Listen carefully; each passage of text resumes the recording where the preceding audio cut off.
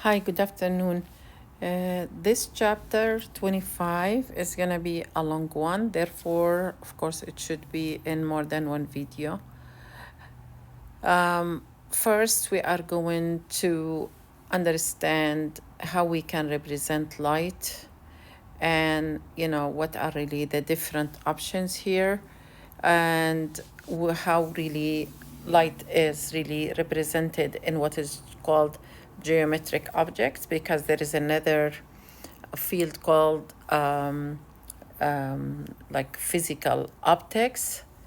We are going to also understand the law of reflection and the law of refraction. And then we are going to understand what is really the total internal reflection and dispersion. And after that, we are going to study images forming by lenses and images forming by mirrors. All right, then all these topics, they are going to be related to this aspect of light that we are going to study. Now we know that light, can be, for example, here is starting at this point and then is gonna be, I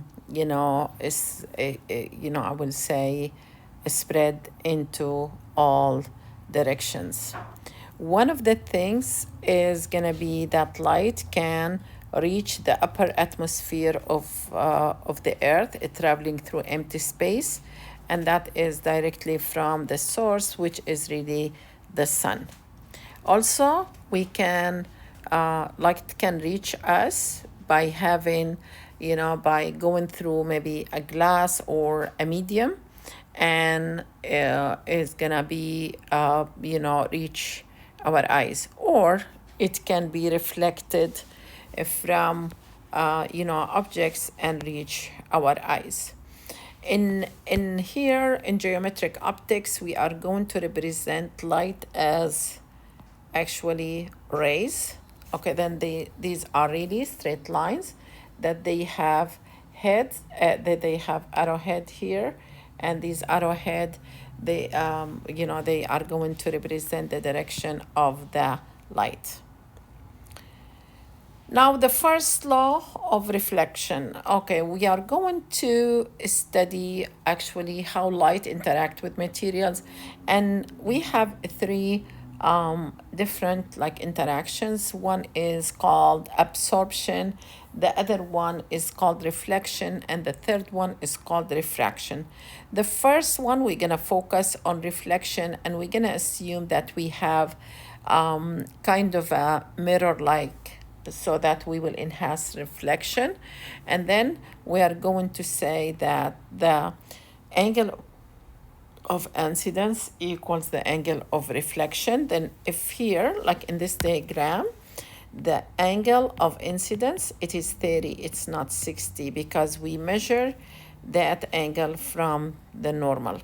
Then theta I, which is the angle of incidence, it is 30, and the angle of reflection, it is also 30, because the second law of I would say reflection is saying that the angle of incidence equals the angle of reflection. Also, we know that light is diffused when it reflects from a rough surface.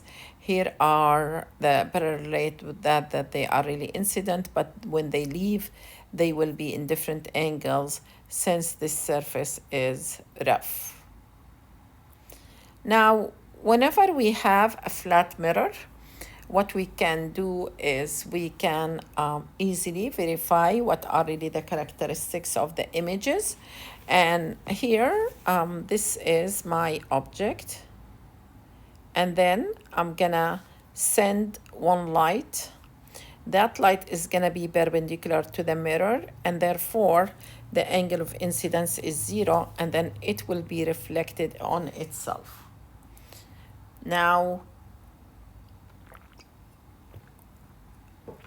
the second beam of light here that I'm writing here, it is, okay, an angle theta from the normal, and therefore is gonna be, again, reflect with an angle of theta. If you look at these two beams of light that they are really reflecting, they are going to diverge, and therefore they will not here intersect. Okay, they will not intersect. They will intersect if I extend these lights, and they're gonna intersect here. And then this is, I will say, this is in front of the mirror, and this one is behind the mirror. And this is really the image. Now, when the image, it is forming from the, the image is gonna form in the same side as the reflected light, we're gonna call it real. Here, it is forming on the other side, therefore, we call it virtual. Then here, this image, it is virtual, and it is, you can see that it is erect, which means that it is upright, like it's not inverted. And I will say, when we are talking about plane or flat mirrors, this is the same size. This is a mirror that you're gonna check maybe your hair or like your makeup in the morning, before coming to school. Now, okay, light also can refract. Refraction means that the light is gonna go through more than one medium, and therefore it will bend. Why it is bending? Because it is changing its speed. Light is moving the fastest in air or vacuum with 310 to the 8 meters per second. And therefore, when it will encounter another medium like glass, water, diamond, anything, it will slow down, and that's what is gonna happen, that is gonna be bending. Like when a light is moving from air, then here it is the fastest, and then here it will slow down. We're gonna say that the light, it is bending towards the normal. How much is gonna bend? That is really measured by what is called the index of refraction of a medium, and that is the ratio between C, which is the speed of light, divided by V, which is the speed in the second medium.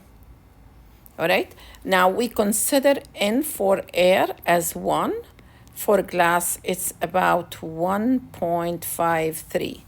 Okay, and that is really what is meant by refraction. Okay, let me show you the simulation here. Okay, then let's say here I'm gonna go back to glass. Okay, and then therefore the light. Okay, forget about the reflected light. Okay, look at this one here, and we can always measure the angle of incidence. For example, here, let me make this one, the angle of incidence as 30, and then look at the angle here is gonna be less. Then it is bending towards the normal. Now, one more thing is, what if I'm gonna change this and make this from glass to water? Now, from glass to air, let me say. Okay, then here is gonna be bending away from the normal. And then like if you can see that the angle was 30, and then now the angle is maybe about 45, something, maybe more than this. Okay, this is really the I would say the refraction. This is the meaning of the refraction.